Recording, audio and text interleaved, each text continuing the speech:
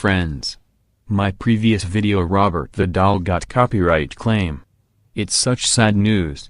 My video can't be available in Israel now. But, it's okay. Let's begin. In June 1702 a man lies in his grave, dead, bludgeoned to death.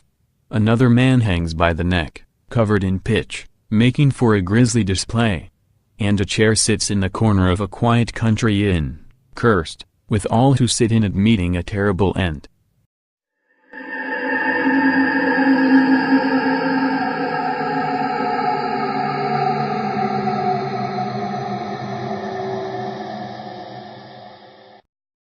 This is the story of Busby's cursed chair. In June 1702 a man is dead, killed by several blows to the head by a counterfeiter's hammer.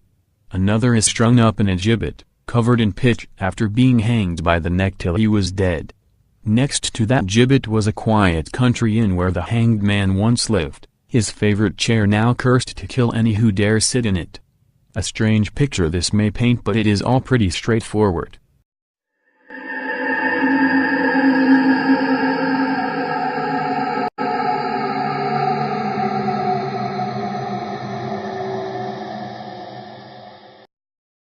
Man loves woman, woman's father argues with man, father dies, man is hanged, chair is cursed to kill all those sit in it. You would no doubt wish I to sit in said chair if I left the story at that and not wishing to reach my end prematurely. Here is the more full and robust tale of Busby's chair. In the late 17th century a counterfeiter of currency named Daniel Eddy moved to the small town of Kirby Wiske, which is located along the River Wiske a little northwest of Thirsk in North Yorkshire, England. It was a much quieter location for Eddy to conduct his illicit trade of faking currency or shortening it.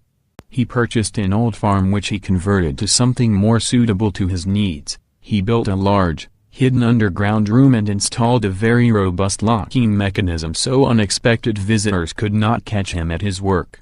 He renamed the farm Donati Hall. Eddy had a daughter named Elizabeth and a local man by the name of Thomas Busby fell in love with her. The two were married, a marriage of which Daniel Eddy was not too keen on, but what was he to do? Soon he and Busby became partners in the counterfeiting game, which no doubt proved to be a trying relationship as Busby was a bit of a drunk. Busby and Elizabeth took up lodgings in the local inn a little ways down the road from Donati Hall, which was no doubt a perfect home for the ale-swilling Busby, but soon things went bad. For reasons that we shall never know about Daniel Eddy, Elizabeth's father came to the inn to drag her home and away from Busby for good. She refused to budge till Busby got home from wherever he happened to be at the time.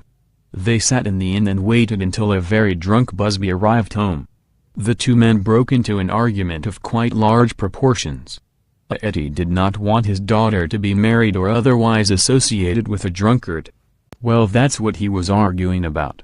The drunken Busby was arguing about something else altogether. Eddy had been sitting in his favorite chair. Sometime during the argument Eddy left back for Donati Hall, without his daughter, but Busby was fuming. Later that night he made the 3-mile trek to the hall where he bludgeoned Eddy to death with one of the counterfeiting hammers. Some say he strangled him, but I prefer a grisly bludgeoning.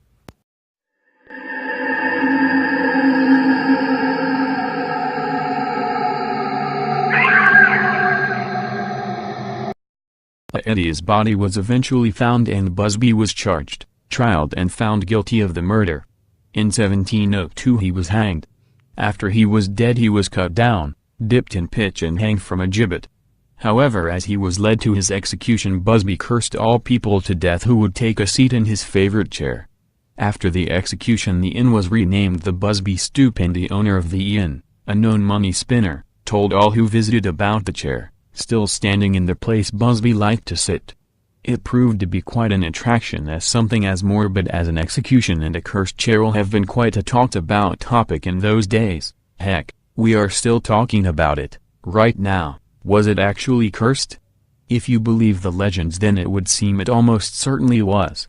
The chair took the lives of a great many people. Some counts placed a number as 63, who dared sit in it. It is said a great many people who have dared to sit in the chair have inexplicably died very soon after.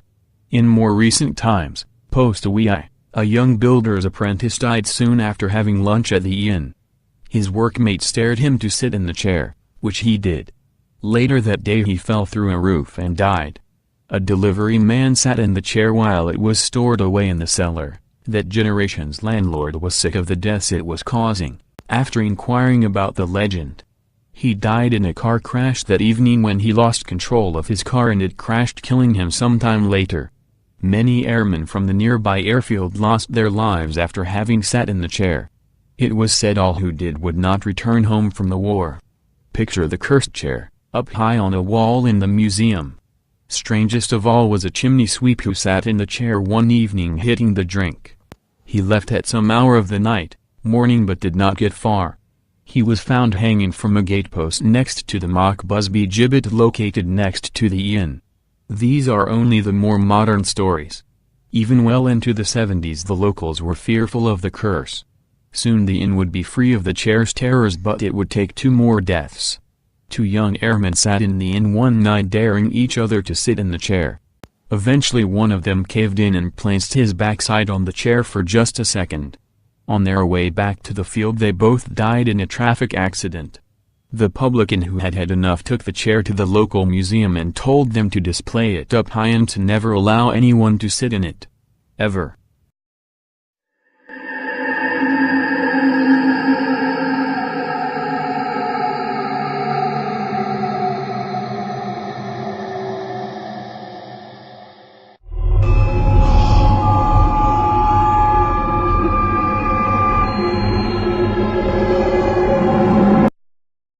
To this day the chair is mounted high up on the wall of the Thirsk Museum and no one has been allowed to sit in it, no matter how much they offer for the thrill. However, all of this may turn out to be a little dubious. A test of the chair revealed it is not even close to being as old as it says it is. Maybe it was not the chair so much that Busby cursed. A chair is a chair, but the location overlooking the main room of the inn was prime. I'm not sure I would be game enough to sit in the chair. Legend or not. There is something about this story, this legend, that makes me not want to take the risk. Who knows what the truth in the matter is, but I am not one to tempt bad things to come my way. Busby himself has been seen about the inn on occasion, taking the form of a dark shadow on the upper floor landings. Would you tempt fate and take a seat in this cursed chair? Answer this question and leave any other comments on the comment section below.